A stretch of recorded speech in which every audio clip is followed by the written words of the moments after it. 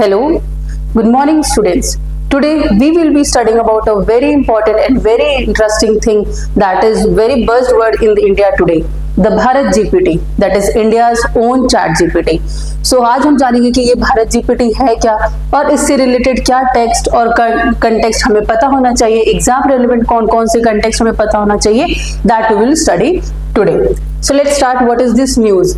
अब भारत जीपीटी क्या है? Bharat GPT group unveiled the Hanuman.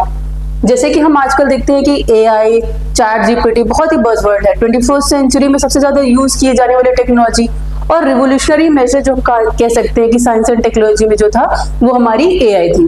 तो उसी को मद्देनजर रखते हुए इंडिया ने अपने कोलैबोरेशन से ये हनुमान बनाया है. अब इसमें कौन कौन लोग इन्वॉल्व है हम पहले ये देख लेते हैं. भारत जीपीटी ग्रुप में कौन कौन है? आईआईटी बॉम्बे इंक्लूडेड है, department of science and technology है. ये हमारा क्या है? चैट जीपीटी लाइक सर्विस क्या लॉन्च करेगा? It will launch a chat GPT like service name Hanuman. ये अभी नहीं लॉन्च हो रहा, ये नेक्स्ट मंथ में इसे फुल फ्लेज रूप से लॉन्च किया गया है. साथ ही साथ एक और चीज न्यूज में है कि इसको बैक कौन कर रहा है? इसको बैक कर रहा है हमारा जियो, जो इंडिया का रिलायंस जियो है, वो इस पूरे प्रोजेक्ट को पीछे से बैकिंग दे रहा है, स्पॉन्सरशिप कर रहा है. तो ये था हमारा बेसिक न्यूज कि ये न्यूज में क्यों चल रहा है, क्या था ये. तो ये हमारा न्यूज कंटेक्स्ट हो गया. अब हम इसके डिटेल में चलते हैं कि ये भारत जीपीटी या फिर चैट जीपीटी वगैरह होता क्या है. हम बार बार बोल रहे हैं जीपीटी. अब आइए देखते हैं कि what is GPT. Let's understand this word GPT. Generative, pre trained and transformation. ये तीन वर्ड से मिलकर बना है, generative, pre trained and transformer. अब इसमें जनरेटिव क्या है? Generative means it can generate new text. मतलब if you will give some data और इनपुट आप इसमें डालोगे तो उसके बेसिस पे ये क्या अपने आप से खुद जनरेट करेगा, generate new text. Pre trained मतलब इसकी पहले ट्रेनिंग की जाती है. Large number of data trained on the large corpus of data text. Already बहुत ज्यादा डेटा एनालिसिस करके इसके अंदर फीड कर दिया जाता है, इसको ट्रेनिंग दी जाती है, तब जाके ये वर्क करता है जीपीटी. साथ में क्या है? ट्रांसफॉर्मर्स. ट्रांसफॉर्म जैसे वर्ड से आप देखोगे कि ये चीजों को लेके, जैसे इनपुट डेटा तो हम डालते हैं, उसको प्रोसेस करेगा, एनालिसिस करेगा और उससे जो इन्फ्रेंसेस लगते हैं उनको ट्रांसफॉर्म करके वो प्रेजेंट करेगा. इनपुट को क्या? आउटपुट टेक्स्ट देगा. इसमें स्पेशल चीज क्या होगी? एक transformer based neural network system होगा. न्यूरल सिस्टम मतलब रेफरेंस करता है हमारे ब्रेन लाइक थिंकिंग. जैसे हम ह्यूमंस सोचते हैं, ये उस एनालिसिस पे सोचेगा. सोचिए, मान लीजिए कंप्यूटर के लिए क्या है? फादर सन. अगर हम उसके सामने लिखते हैं किसी कंप्यूटर पे फादर या सन हम लिख देते हैं तो ये बस उनके लिए टेक्स्ट है, इंग्लिश लैंग्वेज है.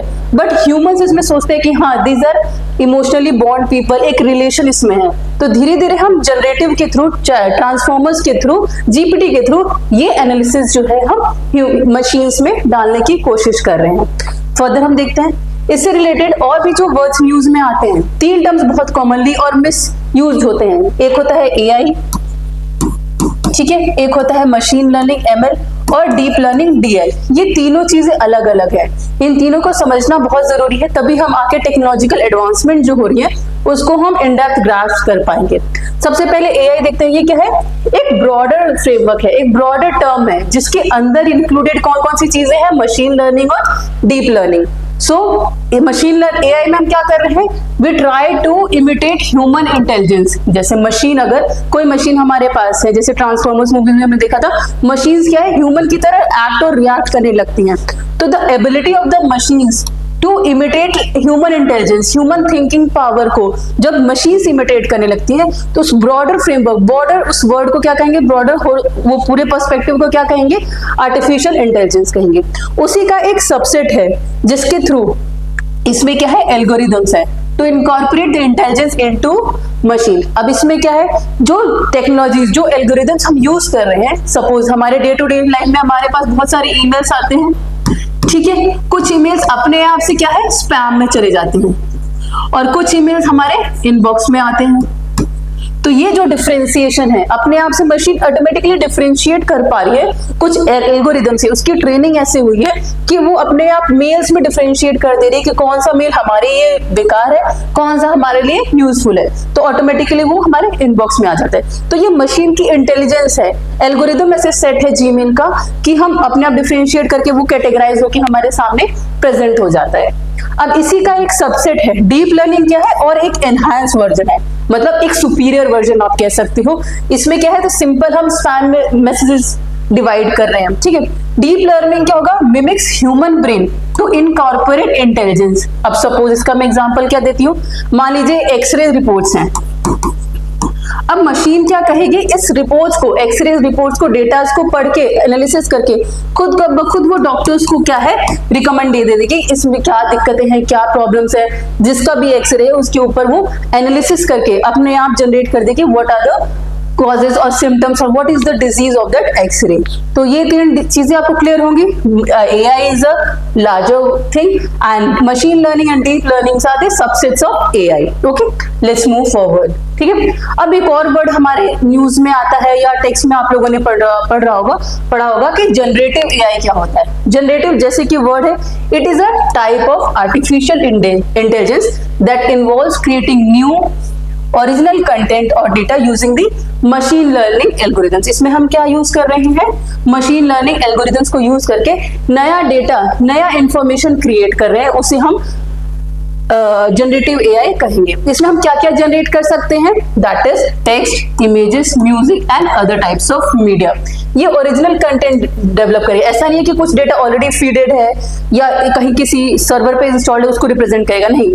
ये जो इन्फ्रेंसेस निकालेगा, सपोज एक टॉपिक हमने उसमें दे दिया, 4-5 वर्ड्स लिख दिए, क्लाइमेट चेंज, ग्लोबल वार्मिंग और पोल्यूशन, तो इन सबको कोलैब करके वो बहुत सारी चीजें निकाल देगा, डायग्राम्स निकाल देगा, उसके इमेजेस निकाल देगा, स्पीच बना देगा, उसका कंटेक्स्ट बना देता है। साथ ही साथ यहाँ पे क्या हम म्यूजिक भी देख रहे हैं, ठीक है। तो जनरेटिव AI का हम यूज कहाँ पे देख सकते हैं, generation of data for algorithm training.